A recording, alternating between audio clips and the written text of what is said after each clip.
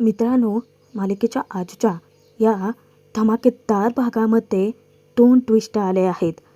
सुरुवातीला तर यश कावेरी दोघांचाही खूप छान असा रोमॅन्टिक ट्विस्ट सीन त्यांनी दाखवला आहे. आणि सोबतच आता यशने जबरदस्त सापळा रचून अमृता अडकवली. अमृताला विषारी फुलं पोच करणारा माणूस त्यांना सापडलाय आणि आता कावेरी अमृताचा खरा चेहरा मानच्या समोर आणणार आहे. सोबतच यश कावेरीला एकत्र नको त्या अवस्थेत पाहून उदयला मात्र धक्का बसलाय. बघूयात मग आता हे 2 ट्विस्ट घडतायत तरी कसे. कोण होतीस तू, काय झालीस तू, मालिकेच्या आजच्या 11 सप्टेंबरच्या भागात. अमृताच्या पायाची मानना स्वाभिमान गहाण न ठेवू देता कावेरी स्वतः तिच्यासमोर झुकते. तिच्यासमोर हात जोडून तिची माफीसुद्धा मागते. आता मनातून अमृताला जास्तच आनंद होत असतो, परंतु यश त्याचं मन मात्र खूपच दुखतं. का? कारण त्याच्या कावेरीला त्या अमृताची माफी मागावी लागली. अमृता मानच्या समोर साळसूतपणाचा आव आणत म्हणते की कावेरी वहिनी, अहो तुम्ही माझी माफी नका मागू. उलट तुम्ही माझ्यापेक्षा मोठे आहात. मला आशीर्वाद द्या की तुम्ही या घराचं रक्षण जसं करता तशीच बुद्धी आणि संधी मलाही मिळू देत. आता कावेरी मनात इतकी चिडते, पण आता मानच्या समोर तर तिला अमृतावरती रागवता येत नाही. मला अगदी तुमच्यासारखीच आदर्श सून बनायचं आहे, असं म्हणत अमृता जेव्हा कावेरीला घट्ट मिठी मारते. आता अमृताचा खरा काळा चेहरा तर कावेरी आणि यशलाच माहिती असतो, सोबतच विद्याला सुद्धा. जेव्हा कावेरीला ती घट्ट मिठी मारते ना, त्याच वेळेस ती तिचा सरड्यासारखा रंग बदलते. पाहिलंच, माझ्या अंगावरती उगारलेला हात कायम जोडावाच लागतो, कळलं ना तुला. अमृता कावेरीच्या कानामध्ये कुजबुजते. अमृता कावेरीच्या मिठीतून बाहेर येते. त्याच वेळेस मानना कहीवरून येतं. त्या दोघींसमोर त्यांच्या डोक्यावरून हात फिरवत म्हणतात की खरंच मागच्या जन्मी मी नक्कीच काहीतरी चांगलं पुण्य केलं असेल की तुमच्यासारख्या इतक्या गुणी संस्कारी घराचे रक्षण करणाऱ्या सुना मला मिळाल्या आहेत. आणि त्या यशकडे पाहतात. कावेरीला स्पष्ट दिसत असतं अमृताच्या चेहऱ्यावरचा आनंद. आता अमृताचा काळा खरा चेहरा मानच्या समोर आणू शकले नाही, म्हणूनच अमृताला जास्तच आनंद होतो. ज्यावेळेस ती रूममध्ये येते त्यावेळेसच तिने आता चालाकी केली होती. मानच्या समोर तिचं सत्य उघडं पडू नये आणि कावेरीला तोंडावर पाडायचं यासाठीचे तिचे प्रयत्न. कारण ज्यावेळेस ती रूममध्ये येते त्यावेळेस जखमेवर लावलेली नेल पॉलिश ती काढून टाकते आणि मग काय, तिथूनच रक्त यायला सुरुवात होते. किती शातीर आहे ना अमृता. मनातल्या मनात आनंद साजरा करत म्हणते, कावेरी तुला जितकं सोपं वाटतं ना तितकं सोपं नाही आहे अगं सगळं.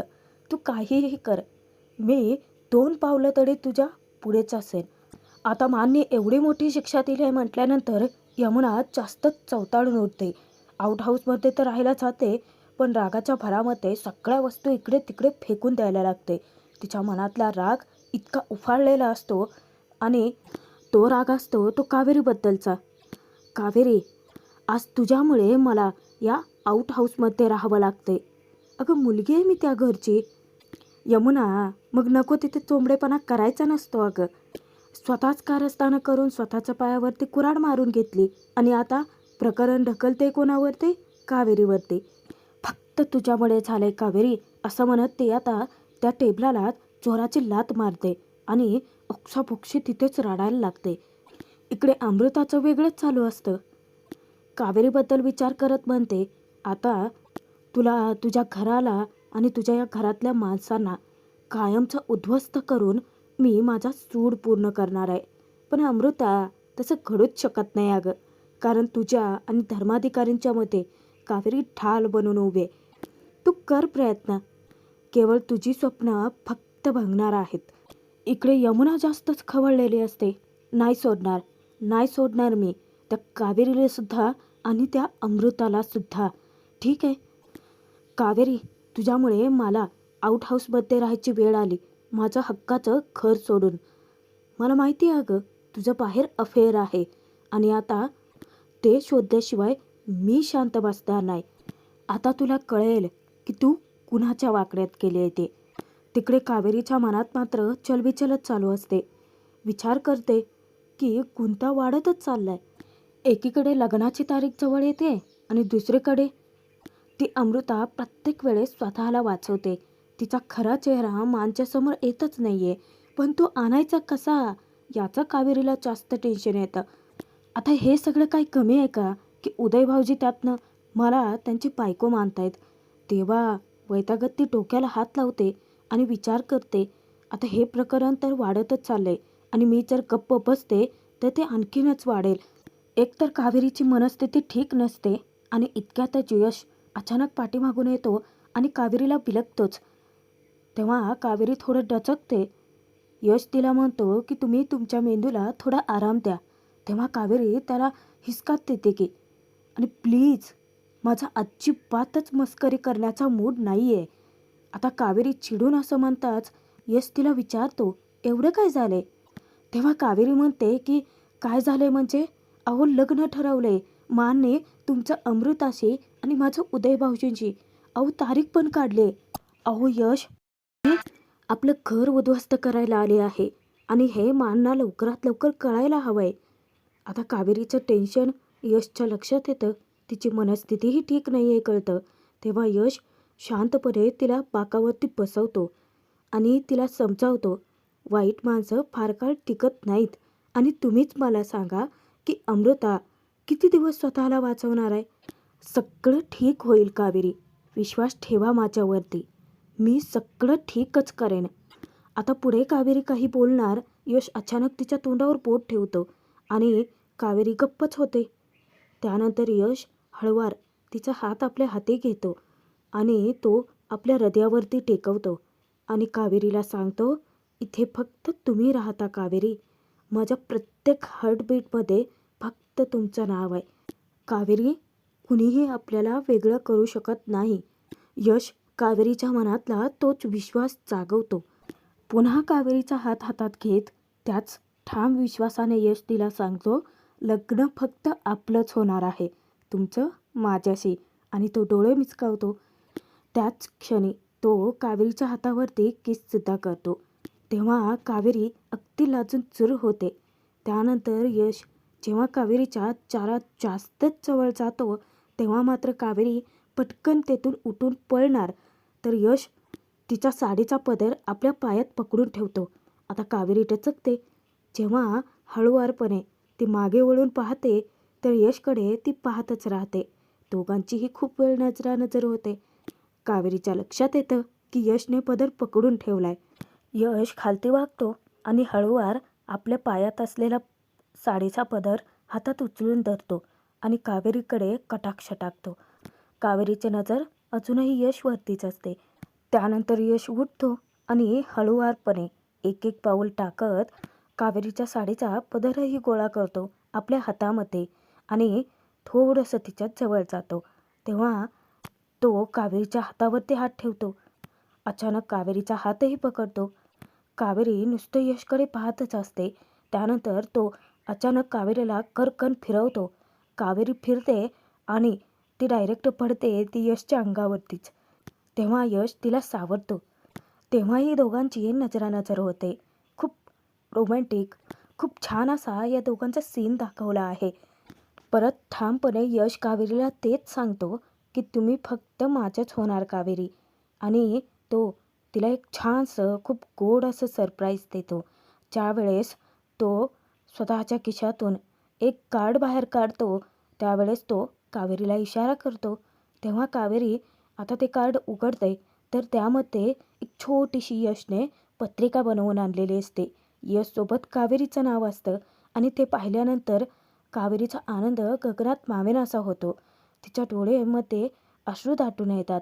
खूप हळवी होऊन जाते. यश तिच्याकडे कटाक्ष टाकत विचारतो, आवडलं? तेव्हा कावेरी मान हलवून होकार देते. आणि का नाही आवडणार? शेवटी नियतीने जे ठरवलंय तेच होणार. आता एक वाऱ्याची झुळूक येते आणि त्यामध्ये कावेरीचा साडीचा पदर उडतो. ते डायरेक्ट त्यांच्या चेहऱ्यावरतीच जातो. थोड्या वेळाने कावेरी जेव्हा तिच्या रूममध्ये येते त्याच वेळेस ती विचार करते की यशने दिलेलं ते कार्ड आता कुठे लपवायचं आणि ती लपवते ते कपाटामध्ये. इतक्यातच विद्या येऊन हाक मारते.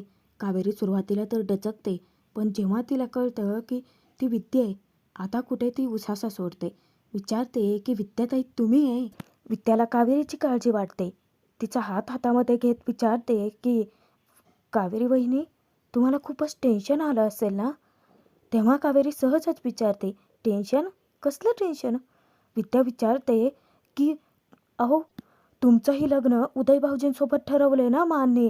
आता हे सगळं कसं थांबवायचं? मला ना काहीच कळत नाही, काहीच सुचत नाही आहे. विद्या खूपच पॅनिक होते. तेव्हा कावेरी तिला समजावते, ताई आधी तर तुम्ही शांत व्हा. आता विद्या अचंबित होते, कारण एवढं सगळं घडतंय आणि कावेरी शांत कशी राहू शकते? कावेरी सांगते की आमचंच लग्न होणार आहे, हा विश्वास आहे यशना, आणि माझा त्यांच्यावरती पूर्ण विश्वास आहे. तेव्हा विद्या मोठ्यानेच किंचाळते, काय सांगताय? आणि आनंदाने ती कावेरीला कवटाळूनच धरते. आता ती आनंद साजरा करत असते. तेव्हा कावेरीला थोडं टेन्शन येतं, कोणी ऐकलं तर. आणि घरात अजून एक आहे त्यांचा विरोधी, कानटव करून बसलेली ती अमृता. तेव्हा विद्या जीभ चावते आणि ती सांगते की मला ना खरंच खूप आनंद झालाय. मी देवीकडे रोज प्रार्थना करत होते तुमच्यासाठी. विद्या हात जोडतच देवी आईला म्हणते की थँक्यू बरं का देवी आई, ॲप्लिकेशन मंजूर झालं म्हणायचं. वहिनी, मी ना तुमच्या लग्नामध्ये असली नाचणार आहे ना, थांबा, मी ना आता ढोलच वाजवते, असं म्हणत ती पदर आपला साडीचा खोचते आणि चक्क तिथेच नाचायलाच लागते. कावेरीला तर हसूच अनावर होतं. ती विद्याला सांगते की विद्याताई अहो काय करताय तुम्ही? तेव्हा विद्या म्हणते की वहिनी अहो तुम्ही पण नाचा, आणि कावेरीला सुद्धा ती नाचवते. कावेरीसोबत आनंद साजरा करते. वहिनी मी तुमच्यासाठी खूप खुश आहे. थांबा, दृष्टच काढते, असं म्हणत विद्या दृष्टही काढते आणि चक्क कावेरीच्या पाप्यासुद्धा घेते. आता तुम्ही माझी ऑफिशियली वहिनी होणार आहात ना? तेव्हा कावेरी विद्याला म्हणते की विद्याताई आपल्याला एक महत्त्वाचं काम करायचं आहे. त्यावर विद्या म्हणते, कावेरी वहिनी अहो लग्नघर म्हटलं की एक नाही अनेक कामं असतात, मी तुम्हाला सांगू का? तेव्हा कावेरी म्हणते की अहो ते नाही, एक महत्त्वाचं काम करायचं आहे, चला ना माझ्यासोबत. आता त्याच्यानंतर दुसऱ्या दिवशी अमृताच्या फोनवरती 15 मिस कॉल्स पडलेले असतात आणि तो फक्त नंबर असतो. तेव्हा ती विचारते की कोणाचा जीव जातो एवढं माझ्याशी बोलायला. जेव्हा ती त्याच्यावरती कॉलबॅक करते, त्याच वेळेस समोरून एक माणूस बोलतो आणि तो अमृताला सांगतो की मीच तुम्हाला विषारी फुलं दिली होती. अमृता त्याला म्हणते की पण मला नको आहेत आता फुलं, ठेव फोन. तेव्हा तो तिला आता ब्लॅकमेल करतो. तो म्हणतो की ताई, नाही म्हणजे गणपतीच्या पूजेच्या दिवशी विषारी फुलं कोणी घेतं का? आणि मला आता कळलंय की तुमच्या घरात फूड पॉयझनिंग झालं होतं. तेव्हा अमृता विचारते, त्याचं काय? तो माणूस अमृताकडे पैशांची मागणी करतो. तो तिला ब्लॅकमेल करत विचारतो की ताई, पण ती विषारी फुलं तुम्हीच घेतली होती, ही गोष्ट तुमच्या घरच्यांना कळली तर? नको आहे ना कळायला? मग 5 लाख रुपये लागतील. आता हे सगळं तो अडकतच बोलत असतो. तेव्हा अमृता त्याच्यावरतीच चवताळते, तुझ्यासारख्या लोकांना ना मी भीक पण नाही घालत, त्यामुळे गुपचूप फोन ठेव. चिडून फोन ठेवून जेव्हा ती घरात जायला निघते, तेव्हा डायरेक्ट यशला धडकते. आता कावेरी, विद्या आणि यश तिघांचा प्लॅन ठरलाय बरं का. यश तिला बोलण्यात गुंतवून टाकतो. यश अमृताला विचारतो की एवढी घाबरलीस का? अमृता ततपप करत म्हणते की मी कुठे नाही घाबरले. यश विचारतो, फोनवरती बोलत होतेस ना, कुणावरती चिडले एवढे? तोचपर्यंत विद्या, कावेरी दोघेही चोरून अमृताच्या रूममध्ये शिरतात आणि कावेरी म्हणते की आज आपल्याला पुरावा शोधावाच लागेल. तेव्हा विद्या विचारते की तुम्हाला कॉन्फिडन्स आहे ना? वहिनी काहीही करा, पण त्या अमृताच्या विरोधात पुरावे शोधूनच काढा. विद्या कावेरीला सांगते. दोघे आता रूमची झडती घेत असतात. कावेरी दरवाजा बंद करून टाकते. जेव्हा कावेरी तिच्या कपाटातली साडी हातात घेते, तेव्हा विद्या विचारते की सापडला का पुरावा? अरे ही तर साडी आहे. त्यावर कावेरी म्हणते, तुम्हाला इतकं सोपं वाटतं का? अहो सोपं नाही आहे अमृताच्या विरोधात पुरावा शोधणं. विद्या विचारते की पण या साडीचं काय? तेव्हा कावेरीची त्या साडीसोबत एक छानशी आठवण जोडलेली असते. पहिली साडी जी यशने तिच्यासाठी घेतली होती आणि तीच तिने अमृताला देऊन टाकली. त्याबद्दलचं सत्य ते विद्याला सांगते की ही तीच साडी आहे जी मला यशने दिली होती. आणि नेमकं त्याच दिवशी मला कळलं की मांनी अमृता आणि यशचं लग्न ठरवलं आहे. या साडीवरती अमृताचाच हक्क आहे असं समजून ही साडी मी तिला देऊन टाकली होती. इकडे अमृता यशशी खोटं बोलते. ती सांगते की अरे ते टेलिकंपनीवाले सतत फोन करून त्रास देतात. मग काय चिडचिड झाली माझी. तेव्हा यश विचारतो की अच्छा, पण तुझा चेहरा का उतरलाय? तेव्हा अमृता हसत सांगते की काही नाही, कुठे काय, ऑल ओके. यश विचारतो की हे बघ अमृता, काही प्रॉब्लेम असेल तर सांग. तो तिच्या खांद्यावरती हात ठेवतो. अगं लग्न होणार आहे आपलं, तुझे प्रॉब्लेम ते माझे प्रॉब्लेम आहेत. तेव्हा अमृता खूप खुश होऊन जाते यशला आपली इतकी काळजी आहे पाहून. पण यशने तिला मूर्खात काढलेलं असतं. ती म्हणते की प्रॉब्लेम तर काहीच नाही आहे, परंतु कधी असेल तर नक्की सांगेन. आणि ती घरात निघून जाते. पण यशच्या मनात संशयाची पाल चुकचुकते. अमृता नक्की कोणाशी बोलत होती ते सत्य आता यशला शोधून काढायचं असतं. इकडे विद्या कावेरीलाच ओरडते, कशाला द्यायची ती साडी? यश भाऊजीने एवढं प्रेमाने आणली होती ना तुमच्यासाठी. त्यावर कावेरी उत्तर देते की पण त्यावेळी मला हे माहिती नव्हतं ना की हीच अमृता तिच्या बहिणीचा सूड घेण्यासाठी इथे आले. ती फक्त हे घर उद्ध्वस्त करण्यासाठी आले. पण मी हे असं कधीच घडू देणार नाही. आणि या साडीवर सुद्धा या अमृताचा अजिबात हक्क नाही आहे. असं जेव्हा कावेरी विद्याला सांगत असते, नेमकं तिथे टपकते ते अमृता. त्या दोघींना आपल्या रूममध्ये पाहून प्रचंड संताप होतो तिचा. ती मोठ्यानेच खेकसते की कावेरी वहिनी, तुम्ही माझ्या रूममध्ये काय करताय? तेव्हा कावेरी पटकन आता कपाटामधली चादर काढून घेते आणि साडी लपवते. आता अमृता जाऊन तमाशा घालते. कावेरीच्या हातून चादर हिसकावून घेताना नेमक्या माच तिथे येतात. बरं झालं. मा विचारतात की अमृता, अगं काय झालं आरडाओरडा करायला? कावेरी, विद्या, तुम्ही हिच्या रूममध्ये काय करतायत? आता दोघींच्याही चेहऱ्याचा रंग उडतो. पण कावेरी विद्या आता काय नक्की देतील उत्तर? कसे सुटतील अमृताच्या कचाट्यातून? भाग इथेच संपतोय. बघूयात पुढे. यशने एक सापळा रचला. यशने अमृताला मिठी मारण्याचा बहाणा करून तिच्या पर्समध्ये डिव्हाइस टाकलेलं असतं, जे की अमृता गाफील असते. कारण यशचा प्लॅन हाच असतो की ते कनेक्टेड असतं कावेरीच्या फोनशी. आणि अमृता जर कोणाशी बोलायला जाणार तर कावेरीचा तिकडे फोन वाजणार आणि अमृताचं सगळं बोलणं कावेरीला ऐकू येणार. ते फक्त ऐकूच नाही तर रेकॉर्डसुद्धा होणार, अशी योजना यशची असते. अमृता ते विषारी फुलं देणाऱ्या व्यक्तीला भेटते आणि नेमकं कावेरीला इकडे सगळं प्रकरण कळतं. आता तिच्या विरोधात पुरावाही मिळतो. यश, कावेरी दोघांनाही उदय एकत्र बघतो. ज्यावेळेस यशने कावेरीसाठी स्पेशली पैंजण आणलेलं असतं, तो तिच्या पायामध्ये स्वतःच घालत असताना नेमका उदय तिथे येतो आणि त्या दोघांना पाहतो. आता 2 ट्विस्ट आले आहेत, पण घडतात तरी कसे ते पुढील भागात बघणारच आहोत.